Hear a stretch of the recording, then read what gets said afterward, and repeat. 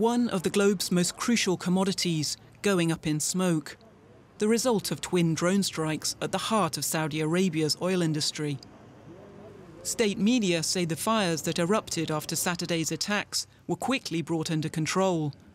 But officials say that production at the Abqaiq oil processing facility, the largest in the world, and the Khurais oil field, the country's second biggest, has been temporarily suspended. There are fears of how this might affect world markets. With Saudi Arabia responsible for about a tenth of the world's oil output, these strikes have effectively cut 5% of global supply overnight. For over 4 years now, Riyadh has been involved in a proxy war with Iran in Yemen. The country's Houthi rebels, who are backed by Tehran, have claimed responsibility for the attacks and vowed more. We promise the Saudi regime that our coming operations will only grow wider and will be more painful than before, so long as their aggression and blockade continues. But Washington is pointing the finger at Iran. US Secretary of State Mike Pompeo said on Twitter that there was no evidence the attacks had come from Yemen. Well, for more on the story, I'm joined here in the studio by Abdul Mohsen Al-Gabani. He's a freelance Saudi journalist based here in Berlin. Thank you so much for coming in today. Thanks for having me. We've been hearing that the Houthi rebels are claiming responsibility for the attacks on the Saudi oil installations.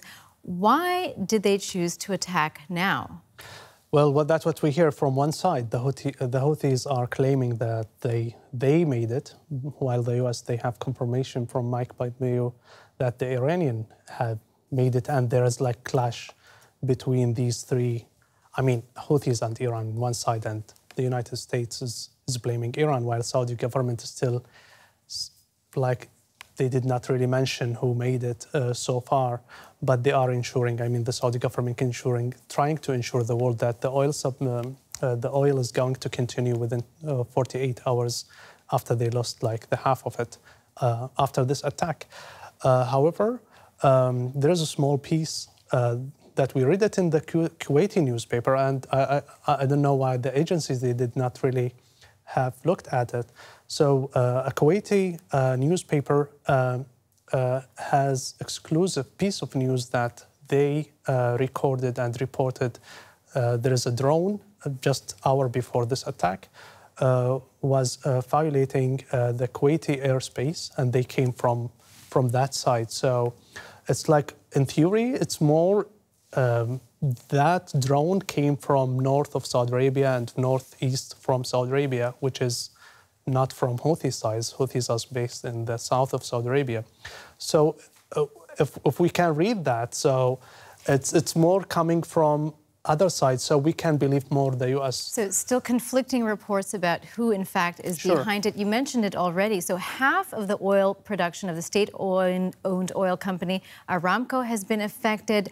But what does this tell us about how vulnerable Saudi oil installations are?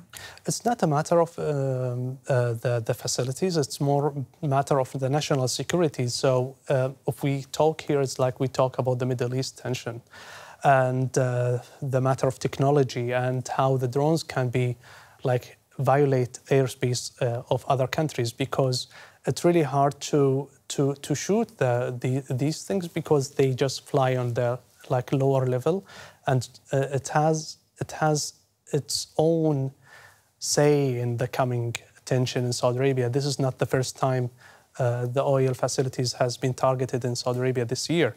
If we come back in May 2019, that happened, but was very limited damage. But this one it seems big. It does, indeed. And, I mean, you say this isn't the first time, but it's certainly a very, very major attack. What kind of an impact is it going to have on a global scale? That's what we are waiting for, because it's Sunday now, it's weekend, so the oil market is not open yet. So we are waiting for tomorrow. And also, I'm curious about the Saudi reaction, and I'm following the news, what's the Saudi Arabia and Saudi government on the political level, what they would react.